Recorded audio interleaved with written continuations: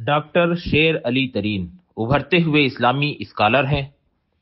Franklin and martial college امریکہ میں ایسوسی at professor ہیں۔ آپ نوجوانوں کے درمیان کافی مقبول ہیں۔ آپ کی تازہ تصنیف ڈیفینڈنگ محمد ان ماڈرنٹی کافی مقبول ہوئی۔ آپ کا موضوع ہے معاشی امور اور عدل قرآن مجید کے تناظر میں۔ ڈاکٹر شیر علی ترین۔ بسم اللہ الرحمن الرحیم۔ میرا نام شیر علی ترین ہے۔ میں یہاں امریکہ میں ایک دانشگاہ فرینکلن اینڈ مارشل کالج میں دراسات اسلامیہ کے استاد کی حیثیت سے کام کرتا ہوں۔ تعلق میرا ضلع پشین بلوچستان پاکستان سے ہے۔ سب سے پہلے تو میں ابو اعلیٰ سبحانی صاحب کا شکریہ ادا کرنا چاہتا ہوں کہ انہوں نے مجھے اس قابل سمجھا کہ اس شاندار اور بہت ہی ضروری نشست میں مجھے مدعو کیا، اور ایک بہت ہی شاندار موضوع کا بھی انتخاب کیا گیا ہے یہاں پہ، معاشی امور اور معاشی اصول و عدل قرآن مجید کے تناظر میں، جو کہ ایک بہت ہی ضروری موضوع ہے۔ اس موضوع کے حوالے سے میں چند جو کلمات ادا کرنا چاہتا ہوں وہ اس بنیادی سوال پر مرکوز ہے کہ ہم اپنی روایت میں، خاص طور پر برصغیر کی علمی روایت میں، جو قرآن مجید کے حوالے سے مختلف جو تفاسیر ہیں اور جو مختلف کتب ہیں، ان میں اس موضوع کے حوالے سے ہم کس قسم کی رہنمائی اور روشنی دیکھتے ہیں، اور اس سے پھر ہم کیسے استفادہ اٹھا سکتے ہیں۔ اس حوالے سے کیونکہ بہت سے مختلف مفکرین اور نصوص و متون اور تفاسیر ہیں اس حوالے سے، خاص طور پر جدیدیت کے سیاق میں ایک مفکر اور نص پر اپنی توجہ مرکوز کروں گا، اور اس کے ذریعے پھر کچھ سوالات اٹھانے کی اور جوابات دینے کی کوشش کروں گا اپنے مختصر جو وقت ہے متعین 15 سے 20 دقائق کا اس میں۔ تو جو مفکر جس کی سوچ پر میں اپنے کلمات کو مرکوز کروں گا وہ ہیں مولانا عبید اللہ سندھی، جسے اہل علم آشنا ہوں گے، جو 1872 سے 1944 میلادی کے درمیان اعلیٰ قید الحیات تھے۔ مسلک دیوبند سے ان کا تعلق تھا، گویا انہوں نے اپنی علمی کاوشوں اور اپنی علمی زندگی میں کوشش کی کہ مکتبہ فکر جو دیوبند کا ہے اور علی گڑھ یا تجدد پسندی اور روایت پسندی کو آپس میں جوڑنے کی انہوں نے خاطر خواہ کوشش کی۔ 25 سال اپنے زندگی کے انہوں نے ہندوستان سے باہر گزارے، پہلے افغانستان میں 7 سال، جہاں انہیں محمود حسن رحمۃ اللہ علیہ نے بھیجا تھا کانگریس جماعت کی ایک شاخ کھولنے کے حوالے سے اور برطانوی حکومت کے خلاف ایک تحریک کا چلانے کے حوالے سے۔ پھر وہ آگے ترکی اور سوویت روس اور پھر مکہ مکرمہ میں چند سال گزارنے کے بعد 1939 میں 25 سال بعد وہ ہندوستان واپس آئے، اور اپنے زندگی کے آخری 5 سال انہوں نے مختلف علمی کاوشوں میں گزارے، خاص طور پر حضرت شاہ ولی اللہ رحمۃ اللہ علیہ کی مختلف علمی ذخیروں کے حوالے سے انہوں نے تشریحات پیش کی، ان کے سیاسی فکر، فلسفی فکر کے حوالے سے، ان کے سیاسی ان کے مولانا سندھی کے سیاسی بہت سے نشاطات بھی رہے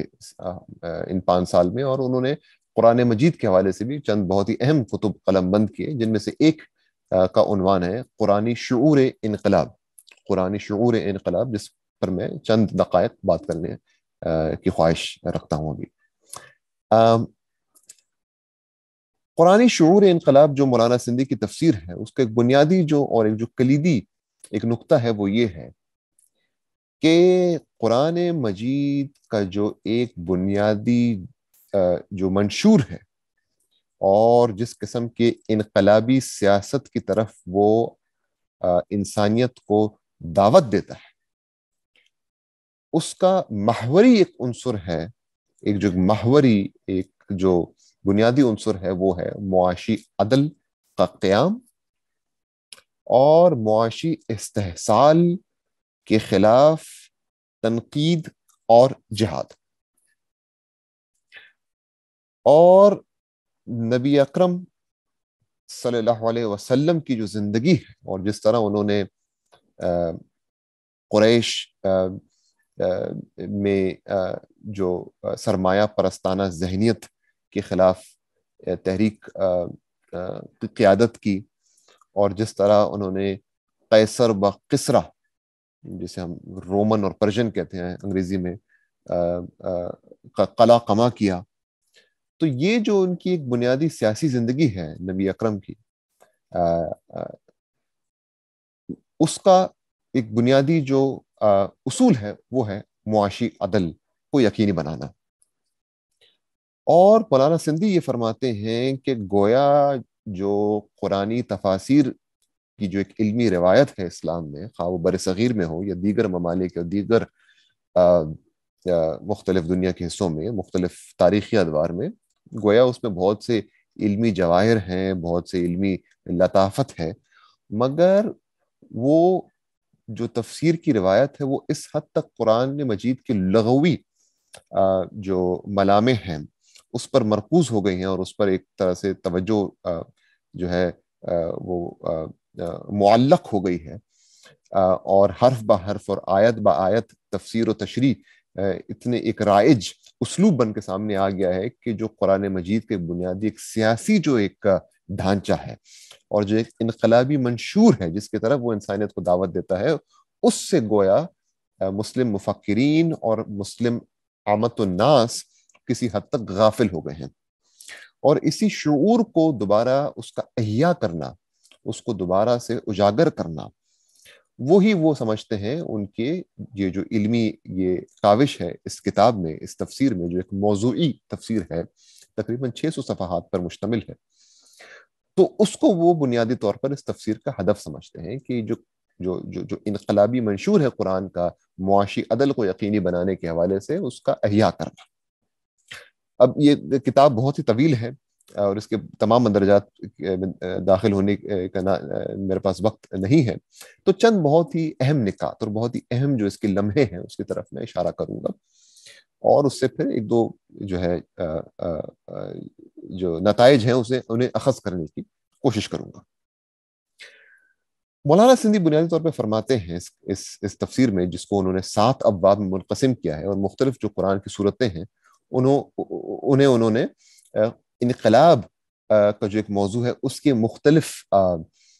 جو حصے ہیں اس پر انہوں نے منقسم کیا ہے اس کتاب میں.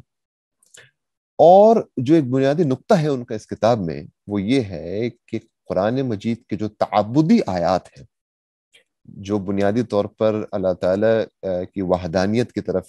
اشارہ کرتے ہیں، اور تعبد کے حوالے سے جو آیات ہیں جس کا وہ اس بات کرتے ہیں، تعبدی آیات ہمیشہ سیاست سے جڑے ہوئے ہیں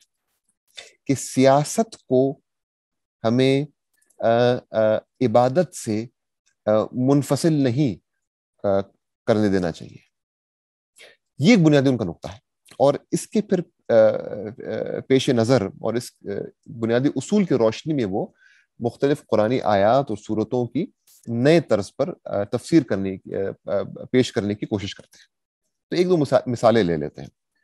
جو مثال میں لینا چاہتا ہوں وہ ان کی جو یہ تفسیر ہے اس کے جو آخری باب ہے، جسے وہ گویا وہ کہتے ہیں قرآنی دستور انقلاب، اس کے حوالے سے انہوں نے 2 صورتوں کا انتخاب کیا، سورۃ المزمل اور سورۃ المدثر. اور ان 2 صورتیں جن کا عمومی طور پر جو ایک رائج انداز ہے دیکھنے کا وہ یہی ہے کہ یہ بنیادی طور پر جو ہے اللہ تعالیٰ کے تعبد کی طرف انسانیت کو گامزن کرنے کی دعوت دیتے ہیں یہ صورتیں، اور وہ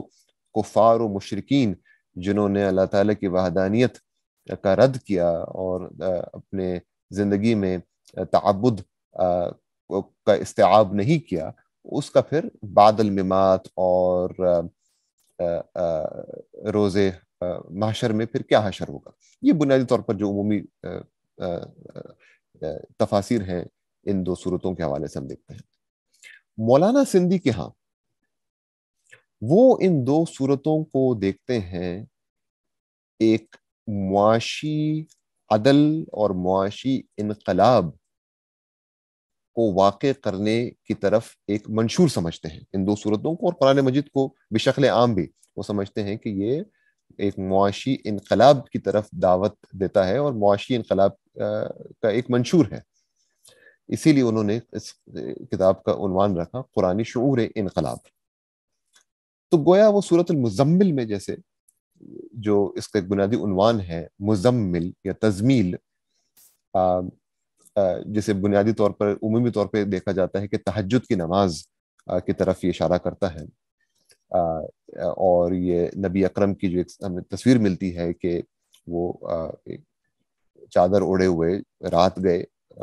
دعا اور نماز میں شاغل ہیں، جس سے ہمیں تہجد کی طرف اشارہ ملتا ہے. تو مولانا سندھی کہتے ہیں کہ دراصل یہ مزمل جو ہے یہ تزمیل سے آتا ہے، جس کی ایک اور جو معنی وہ بیان کرتے ہیں وہ یہ ہے کہ لوگوں کو اکٹھا کرنا، رفقا کو اکٹھا کرنا، اور اکٹھا کر کے ایک قرآنی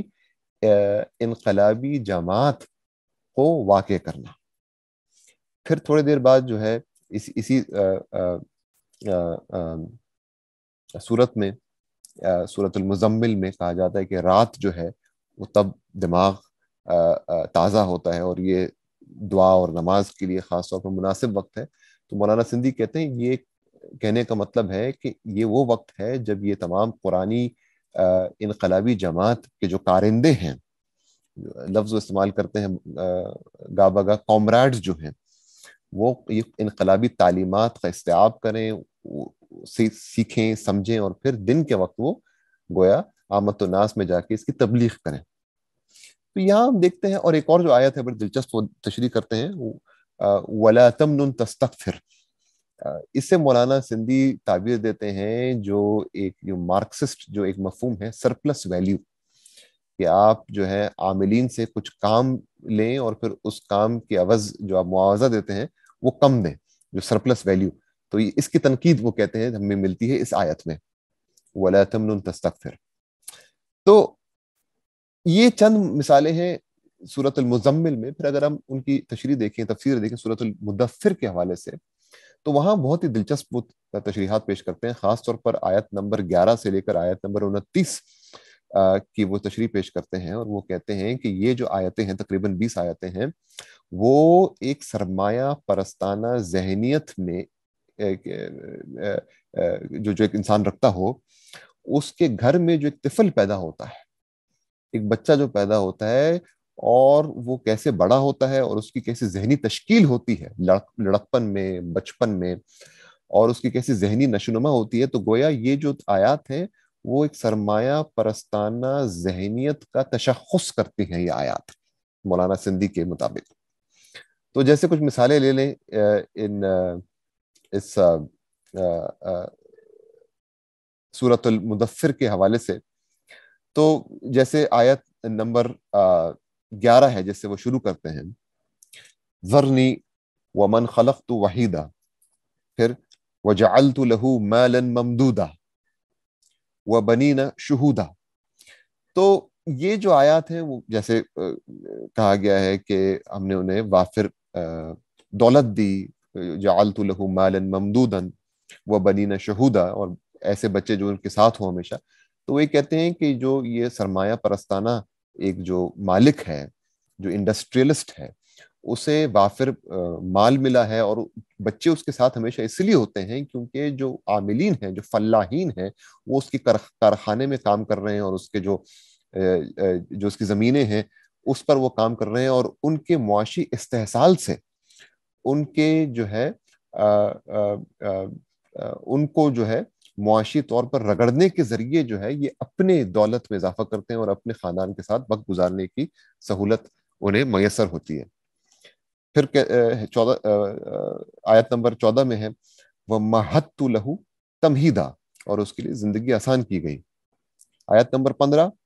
ثُمَّ يَطْمَعُ أَنْ أَزِيدَ، پھر بھی وہ چاہتا ہے کہ اسے اور دیا جائے، وہ پھر بھی اور کے لیے بھوکا ہے. جیسے وہ تھا نا وہ کوکا کولا کا دل مانگے اور، یا پیپسی تھا کہ جو بھی تھا، اس کی تنقید کی گئی ہے یہاں پہ. اور بہت سے پھر آخر آیات ہیں جس میں مولانا سندھی کہتے ہیں کہ یہ آیات بنیادی طور پر ایک سرمایہ پرستانہ ذہنیت کا جو ایک رکھنے والا جو ایک انسان ہے، جو ایک مالک ہے، اس کے گھر جو طفل پیدا ہوتا ہے، اس کی جو ذہنی تشکیل ہے اس کی ترجمانی کرتے ہیں آیات، اور پھر بعد الممات اور روز حشر میں اس کے ساتھ جو حشر ہوگا اور کس قسم کی تکلیفیں اسے جھیلنی پڑیں گی، اور جس قسم کی جو ہے کارثہ اس پر واقع ہوگا، اور جس قسم کی جو ہے تباہی کا سامنا اسے کرنا پڑے گا روز حشر میں، اس کی ترجمانی کی گئی ہے ان آیات میں۔ تو بنیادی جو نقطہ ہے ان کا وہ یہی ہے کہ جو ان آیات کا جو ایک تعبدی جو پیغامات ہیں، تعبدی جو اس کے پیغامات ہیں، وہ معاشی عدل کو قائم کرنے کا جو ایک سیاسی اور انقلابی منشور ہے اس سے جڑے ہوئے ہیں، اس کا ایک جز لا یتجزا ہے۔ یہ ایک ان کا بنیادی نقطہ ہے۔ تو جو ضروری نقطہ ہے وہ یہ ہے یہاں پہ دیکھنا کہ مولانا سندھی کے اپنے مطابق وہ جو یہ تشریح پیش کر رہے ہیں، اور جو تفاسیر، وہ جو تفسیرات پیش کر رہے ہیں ان آیات کی اور دیگر بہت سے آیات اور صورتوں کی انہوں نے جو پیش کی ہے اس کتاب میں، ان کے نزدیک یہ کوئی تجدد پسندی کا جو ہے یہ ایک مثال نہیں ہے۔ وہ جو ہے ان آیات کے جو معنی جو وہ استخراج کر رہے ہیں، وہ جو بنیادی قرآن کا ایک انقلابی منشور ہے، اس کی احیاء کرنے کی کوشش کر رہے ہیں، اس کی احیاء کرنے کی وہ سعی کر رہے ہیں ان کے مطابق۔ تو ہمیں بھی کوشش کرنی چاہیے کہ گویا ہم اس سے اتفاق کریں یا اختلاف کریں تشریحات سے، تفسیرات سے، مگر یہ جو ایک بنیادی اسے ہمیں ایک تلقائیاً رد نہیں کر دینا چاہیے، یہ کہہ کے کہ یہ تو تجدد پسندی ہے اور ایک اشراقیت کی زد میں آئے ہوئے ایک مفکر ہیں۔ یہ بات بہت ہی ضروری ہے اس کا ذکر کرنا، کہ گویا مولانا سندھی جو انہیں اشتراکیت نظر آئی سوویت روس میں، سوشلزم وغیرہ، اس سے وہ کافی متاثر تھے، مگر ان کے نزدیک جو روس میں اشتراکیت ہے وہ گویا کے عاملین اور فلاحین کے بہبود اور ان کے معاشی جو حقوق ہیں اس کی اس نے ترجمانی کی اور آواز اٹھائی، جو کہ بہت ہی ان کے نزدیک ایک مثبت بات تھی، مگر اس تحریک کی جو لادینیت ہے اس کے وہ سخت منحرف تھے، اس کے وہ سخت مخالف تھے، اور ان کا کہنا تھا کہ اسی لادینیت کی وجہ سے یہ تحریک جو ہے وہ کبھی کامیاب نہیں ہوگی جو ہے انسانی تاریخ میں، جو کہ کسی حد تک ان کی بات درست سامنے آئی ہے، ثابت ہوئی ہے۔ تو ان کا جو بنیادی منشور تھا وہ یہ تھا کہ اشتراکیت کا جو ایک بنیادی سیاسی عدل اور معاف کیجیے گا معاشی عدل اور معاشی استحکام قائم کرنے کا جو ایک منشور ہے، اسے قرآن مجید کی جو ایک انقلابی جو منشور ہے، جس کا بنیادی عنوان یہی ہے کہ پسے ہوئے طبقے کو اوپر اٹھانا اور سرمایہ پرستانہ ذہنیت کی تنقید، جو ہم دیکھتے ہیں قریش کے حوالے سے بھی اور قیصر و کسریٰ کے حوالے سے بھی، تو ان معاشی اصول کو قرآن کی جو دینی ایک انقلابی روح ہے اس کے ساتھ جوڑ دینا، اس کے ساتھ اسے منسجم کرنا، یہ ایک بنیادی ان کا جو ہے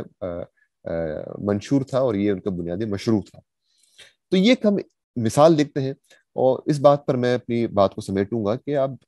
خواہ اس سے اتفاق کریں یا اختلاف کریں، یہ جو مثالیں ہیں ہماری روایت میں مختلف، جو کہ معاشی عدل کو قرآن مجید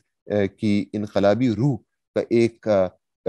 بنیادی اور کلیدی اور محوری جز سمجھتے ہیں، ان کو ابھارنے کی ضرورت ہے۔ ان کو بے شک اب تنقیدی نگاہ سے دیکھیں، مگر ان کا تحلیل و تجزیہ اور جو قرآنی تفاسیر کی جو تاریخ ہے بر صغیر میں، اس کا ایک بہت ہی اہم حصہ ہمیں اسے سمجھنا چاہیے، اور اس کو ہمیں زیر مطالعہ لانا چاہیے، نہ صرف اہل علم کے ہاں، نہ صرف اہل دانش کے ہاں، مگر عمومی طور پر دانشگاہوں میں اور اسکولوں میں، کالجوں میں لوگوں کو اس کا علم ہونا چاہیے کہ یہ جو تفاسیر ہیں اور جس طرح انہوں نے معاشی عدل اور قرآنی انقلاب کو آپس میں جوڑنے کی کوشش کی ہے مولانا سندھی نے اور دیگر مفکرین نے بھی، اس قسم کی جو علمی جو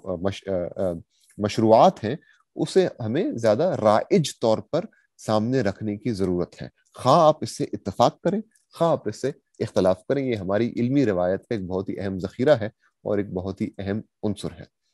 اس بات پر میں اپنی بات کو سمجھتا ہوں۔ جزاک اللہ خیر۔ پھر بہت بہت شکریہ آپ کی دعوت کا۔